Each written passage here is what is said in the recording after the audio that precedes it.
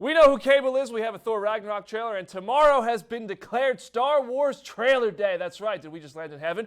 Or is this Comic Book Now?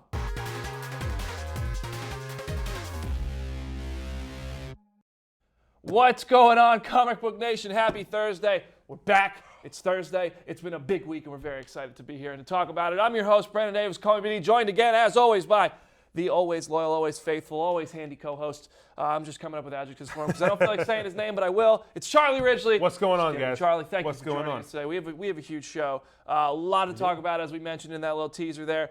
We know who Cable is. We have a Thor trailer. We have a little star. We have something really funny about the Star Wars trailer coming up that I'm very excited about. It's going to debut here on Comic Book Now before the show ends. But first of all, we have to talk about Josh Brolin playing Cable.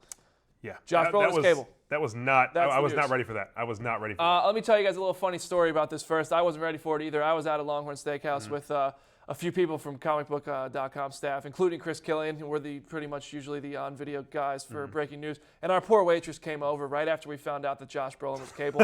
And she said, "Hey, guys, did you save room for dessert?" And all at once, 4 people at the table were like, "Josh Brolin is Cable. We have breaking news." And she ran to the computer and told the other waiter, like, "Get out of here. Like, these guys are freaking out. They got to go." And we ran back here and found out. Yeah, it was a pretty hectic time here yesterday when it happened. But there's a lot of like things to talk about with that. I mean, first of all, I feel like the reaction to Josh Brolin playing Cable was pretty tepid. Like, nobody's really excited about it. Like, if it was Brad Pitt, we all would have been doing backflips and cartwheels. Oh my God, we got Brad Pitt in a comic book movie. But we got Josh Brolin. I like this pick. But I'm kind of like, it's one of those, like, I didn't expect it. I didn't see it coming. But once they said it, I was like, yeah, this is exactly who I want. I was really excited yesterday when it came through. But then you also consider who else was eligible. Michael Shannon, Brad Pitt, David Arbor, Viggo Mortensen. All these guys were in contention for this role. But Josh Brolin, best known roles, No Country for Old Men, Gangster Squad, Men in Black 3. Movies like that he's really well known for. I think the best movie of those 3 that I just mentioned to pull from, if you need a little convincing for him as Cable, is Men in Black 3. Because he's playing a Tommy Lee Jones character, and he does a great job basically impersonating Tommy Lee Jones. It's a younger version of Agent K. But he's dealing with Will Smith, who's the silly, funny, comedic relief guy, and Agent K is none of those things. He's serious. He means business, and he's so tired of all these jokes, which is basically Cable without the metal arm. And Absolutely. I mean, it's almost, there was a little time travel involved with that movie too. Yeah. So he basically played Cable already once. Yeah. I'm all for it. You know what? I would have loved to see Brad Pitt, but we got Josh Brolin. I'll take it. I'm excited too, and I think the reason that no one really saw it coming was because everyone kind of ruled out someone who was already in something superhero-y. Right. And as we know, he is Thanos in Infinity War. And this was a big topic of conversation for us yesterday. We actually had a tweet. Juan Flores on Twitter hit us up and asked, since Josh Brolin was cast as Cable, will this hurt his commitment to Thanos? And I think it's a valid question. Yeah, this is actually a question I've been seeing a lot of on Twitter. I wrote a whole article about it yesterday. I reached out to Marvel, people at Disney, for a comment, and I literally just got a meme in response that said, I don't know. But so I don't think there's going to be any effect on his role as Thanos just because he's Cable. Infinity War started filming over a month ago now. We saw pictures of him on set. It's mostly motion capture. I'm not even 100% sure he's doing the motion capture. Yeah. And then a lot of voiceover and stuff like that. I know he was super excited about playing Thanos. I can't imagine he's going to let Cable take away from that.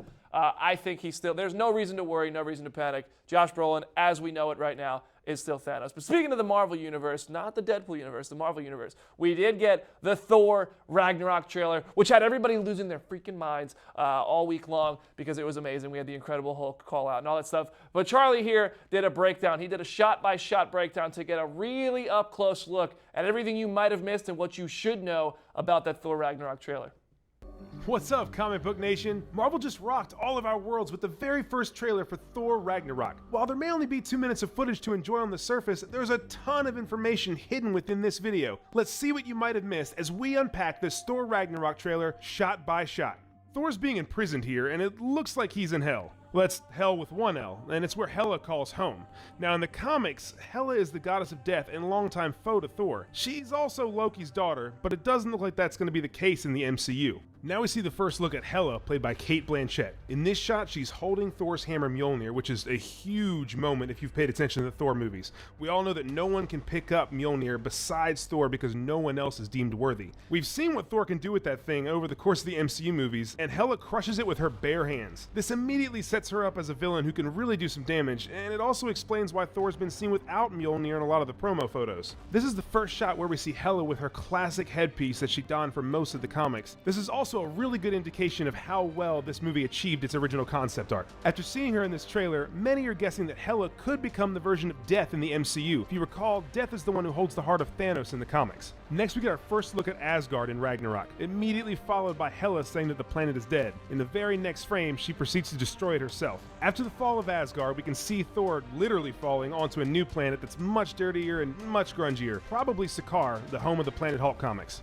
This next scene looks to be Valkyrie's origin story. In Norse mythology, Valkyries escort the souls of warriors who have died on the battlefield into the afterlife in Valhalla. These Valkyrie warriors are all on the backs of a Pegasus, engaged in some kind of battle that they don't seem to be winning. The person falling here looks to be the Valkyrie that we know in the MCU, played by Tessa Thompson, possibly being saved by Hela for one reason or another. As Thor's getting drugged to this chair, it's obvious this is where his hair is going to ultimately be cut. As Valkyrie walks away, the two are staring each other down. She seems like she might feel bad for what's happening, or the two have already had some kind of encounter before. Valkyrie tells the Grandmaster, played by Jeff Goldblum, that she has brought in a contender. This is setting up the planet of Sakaar, where gladiators are brought in from all over the galaxy and made to fight for entertainment. Yes, this does look like Bishop, but it's definitely not. That's Heimdall, played by Idris Elba, the Keeper of the Bifrost. If you recall, Heimdall was last seen in Thor's vision during Age of Ultron, where he warned his friend about the destruction of Asgard. It seems like he may be on the run and have escaped certain death. Here we get our first look at Scourge, played by Karl Urban. The tough guy is a bodyguard for the Grandmaster and will surely have a rivalry with Thor throughout the film. This shot's also a perfect adaptation from the comics, taking an exact frame from the Mighty Thor 362. As the Grandmaster introduces the main event in the arena, people are shooting off green colors throughout the stadium. Kind of like a big football game, they seem to be fans of a popular fighter and are showing their colors in support. And we all know what green means in this scenario. And this is the first shot of Thor with his short hair and face paint. He donned the new look in the promo photos released last month, but this is the first time we really get to see it in action. A lot of folks have been waiting for the classic Thor helmet from the comics, but the movies have seen a slightly altered version. This new look is much more accurate to the helmet that Thor's always donned in the comics and that fans really love. As the Grandmaster starts to say incredible, you know exactly who's going to come out of that tunnel. Now, if you forgot, Hulk ran away from the rest of the Avengers at the end of Age of Ultron. No one knew exactly where the big guy went. It's clear that he's left Earth and has found a place on Sakaar, beating other gladiators. Now this is where the ties to the Planet Hulk comic come in. In the classic storyline, Hulk is banished to a secluded planet by the Illuminati, consisting of Tony Stark, Reed Richards, and others. However, he crash lands on Sakaar and is forced to fight in the arena. Hulk ends up becoming the planet's champion and raising an army to overthrow the arena before returning to Earth to get his revenge on Stark and the other Illuminati members. As you can see, the armor he's wearing is almost an exact replica of what he wore in these comics. Thor starts cheering here because he knows exactly who Hulk is. He believes that he won't be hurt and that his friend will immediately recognize who he is. Now in this shot, Loki's sitting with Grandmaster on the couch watching the fight that's about to begin. This means Loki is still on his villainous turn, although that might change as the movie goes on. In probably the funniest line in this trailer, Thor says Hulk is a friend from work, referring to their time with the Avengers. Hulk, however, doesn't seem to remember or to like Thor, as their past now means nothing. He attacks the god and the battle begins. Now this is also a big tie to the Planet Hulk comics, where Hulk and Silver Surfer have almost the exact same interaction. It seems like we've got a long wait until November 3rd, 2017, but if this trailer is any indication, we have got a lot to be excited about. For ComicBook.com, I'm Charlie Ridgely, and we'll see you next time. That's right, comment section. Let Charlie hear it. That was a great breakdown of the Thor trailer. Very insightful. I feel like I learned more from that than from being on the set of the movie. There it is. You hear that? The crowd's going wild for each other. Seriously, that's a great job. I always love when you guys do that. Was this the best trailer for a 2017 comic book movie? Look, we did this poll in the office. I was in the unpopular opinion saying no. I love this trailer, but I think the best trailer is Justice League, and then Logan too. Let's not forget the Logan trailers. Logan had awesome trailers. I can't remember, because they were right around like changing of the year type of thing. I think Thor outdid Justice League mainly because of the anticipation before the movie. I mean, Justice League, everyone wanted that movie. Everyone was waiting for the Justice League. Thor was kind of an afterthought with Justice League, Guardians, Wonder Woman, and Spider-Man coming out. It was kind of like, oh, and Thor too. And then this proved to everybody like, no, this is going to be awesome. Yeah. Well, let me know what you guys think is the best trailer for a 2017 comic book movie. That's Logan, Wonder Woman, Spider-Man Homecoming, Thor Ragnarok, Justice League, and Guardians of the Galaxy Volume 2. But I do have one question based on this trailer. Thor's hammer was destroyed. Can those pieces, those pieces of Mjolnir, get picked up?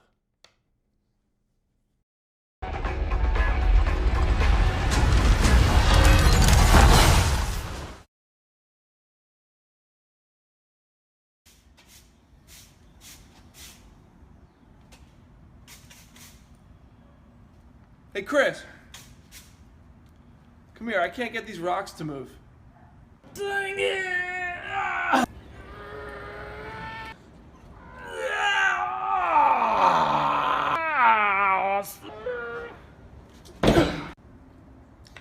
You know what this is? What? Mjolnir.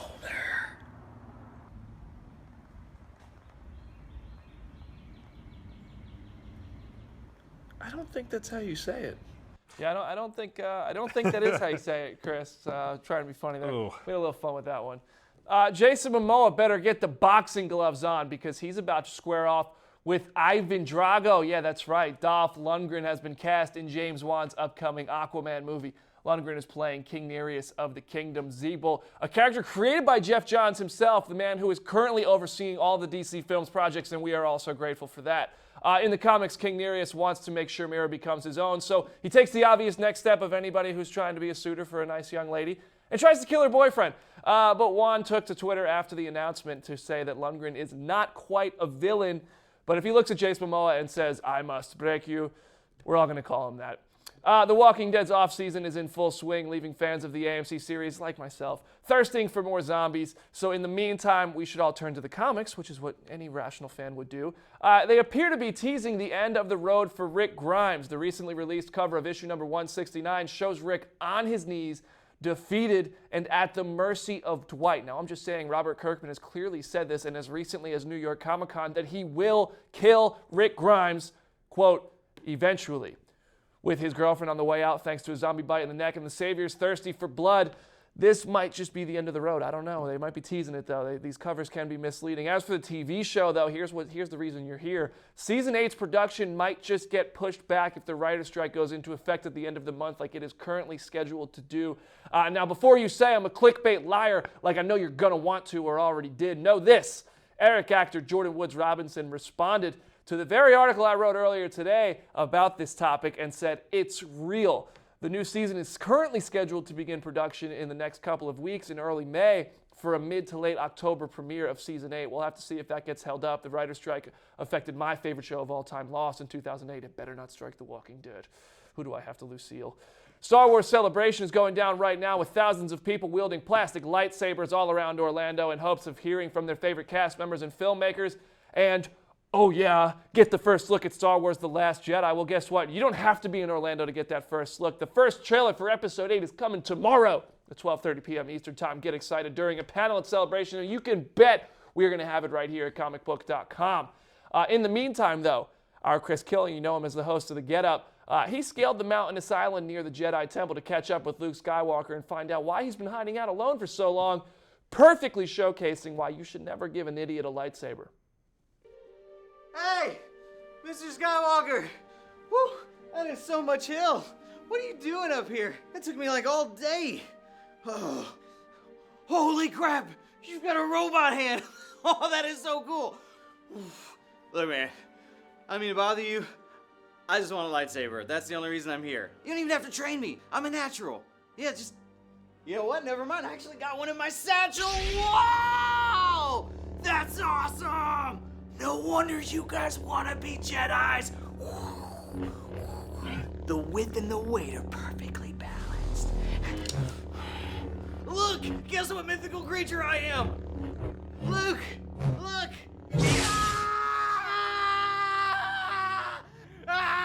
Why did you warn me? You're a Sith! Why did I balance it? That's just stupid! Can I have a robot hand? Is this how you lost your hand?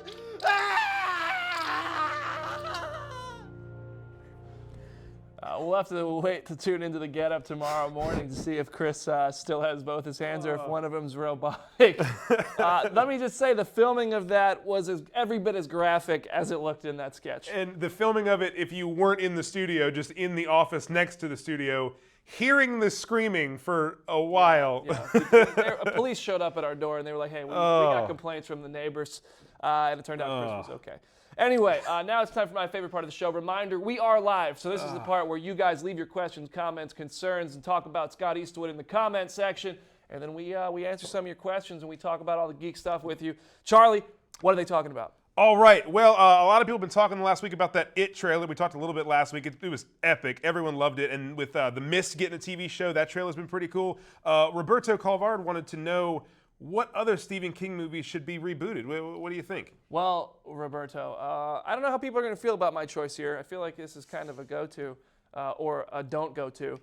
The Shining. Why not? Today's technology, yeah, Charlie, you know I was going to say it. I was afraid of it. I was afraid of it. What other actors could you put in The Shining? Like that could be so much fun to remake. We're remaking it. People, it's this. Come on, I want The Shining. Originally it was good, but not amazing. Shining's one of those like I hold it so dear. It's so big to me. I don't know if I could get on board with the Shining remake. I will give you that. It would be tough to improve on the original, but I think that you can make today's technology, today's horror movies, and things that scare people today. You can make those factors. You'd have to change it a little bit, but I think it could be kind of cool. Yeah. I'd like to see Secret Window, but no one really knows what that is. With Johnny Depp movie, it's awesome. They could make it even more awesome because it kind of didn't get a lot of attention. So maybe bring it to the light, make it new. I dig it. Our good buddy Lucas Severson had a question about your little Mjolnir skit. He wanted to know if we think that Mjolnir might actually be put back together or Thor might get it back after she destroys it. I don't know. Well, no. I'll say this as a fan. I think he's going to have some sort of weapon. I don't know if he might have the new hammer. What is Ultimate Mjolnir called? We saw it in the concept art. I just slipped my mind. There's a term for the new hammer. Someone is going to say it in the comment section, and I'm going to feel Please save stupid. Brandon and say it. No, somebody's going to say it. He has that like sword-looking Mjolnir from the Ultimate stories. I forget what it's called. But I think he's going to get that, and he's going to have some other weapons in Thor Ragnarok. I don't know if he'll ever actually have Mjolnir herself again. Probably, if anyone's going to fix it, it's either Doctor Strange or Odin or the Time Gem or something like that. So I think Mjolnir will come back, probably not in Ragnarok. Yeah, and it's tough to imagine them, going to Infinity War and fighting Thanos and without Mjolnir. Well, that's the thing. In the concept art for Infinity War, he didn't have the classic hammer. He had the other one. And come on, I'm looking at it. I'm not seeing it. I'll keep my eyes on it. All right, while we're waiting for it, so we're on the subject of Thor. We talked about in that shot-by-shot that Silver Surfer was a big part of Planet Hulk. Right. And James Ybarra wanted to know if we might ever see a Silver Surfer movie or a Silver Surfer in another movie that wasn't within the Marvel Cinematic Universe. That would be tough. Well, as of right now, that can't happen. I have a feel like I don't understand how Fox has an approach, and this is something I got to talk to Simon Kinberg and Hutch about, Hutch Parker, about what their plans are for the future of the Fantastic Four and those properties that aren't X-Men. And they say they still have plans, and to imagine them making another Fantastic Four movie with that same cast is just mind-bending. With the way that first film went, it's like, why would you do that? Like, you guys can be in love with that cast as you want to be. Let's not deny what that movie was. No fans want a sequel to that movie. If they want to give the Silver Surfer back to Marvel, that would be fantastic. Nobody's going to complain about that. But right now, it can't happen. We will inevitably see the Silver Surfer in the movies again, but I don't know if it's going to be in the MCU. If it were to be in the MCU, it would have to be in this movie because it's so perfectly set up. But there was a quick Easter egg I want to point out real quick in the Thor Ragnarok trailer when he says he's a friend from work. That line, that's actually very similar to a line from Planet Hulk. And I pointed this out to you. You wrote it up earlier this week. In the comics, in the Planet Hulk comics, when the Hulk is in the gladiator pit, the Silver Surfer comes out there, and it's kind of switched because Hulk says to Korg, he's and then the Silver Surfer finishes the sentence friend. and says friend. Right. So I thought that was a kind of cool little nod to the comics. So everybody on here, I think Cody Hunter was the first to do it, but Reese and Tyler also jumped in. Yarnborn is the... Yarnborn, Yeah. see? That's what I was I talking knew it was a about. J, but I was like, is it soft J? Now let's get Chris Pilling to try to sound out how to say Yarnborn. It's But spelled he like can't watch the Yarn episode, Bajorn. so he can't know how to say it Probably ahead of watching time. right now. Hi, Chris. Last question for this week. Dominic Warner on Facebook wanted to know, with Arnold Schwarzenegger wanting to be a Batman villain again, which he said he's open to doing, who should he be? God, I don't know. Who would you pick Arnold for? If we can had I- that Mr. Freeze disaster. Can I say the Eraser? You know, the little guy with the eraser on it. That's a real Batman villain, but you know the Arnold. Yeah, you're movie, right. The Eraser? You're right. Come on, I don't know what Batman villain should Arnold Schwarzenegger actually play? Is there a way to answer this question realistically? I mean, I can answer it, and everyone will get mad at me, and I'll just say Mr. Freeze again. No, because it was so funny. It was terrible and there awful is and nothing funny. funny about Zack Snyder's take on Batman. Make it funny. I don't know. Put Arnold in it. And Let you're him just be. making it even worse. It'll be. I'd laugh. I'd have a good time. I'd pay double to see Arnold Schwarzenegger play him again in the DCEU. I have a hard time paying $10 just to go to the movies in the first place. But all right, guys, that is all we have time for today. Thank you so much for watching. If you want to talk more all week long, I'm headed out to Los Angeles on Monday. You know why? I'm going to the premiere of Guardians of the Galaxy Volume 2. So and I jealous. am very, very So excited jealous. about that. I want to take you guys with me. The closest thing I can do to that is Twitter. So hit me up if you want, at Charlie Ridgely, at Brandon Davis BD. On behalf of Comic Book Nation, we are so glad you watched. Thanks. See you later.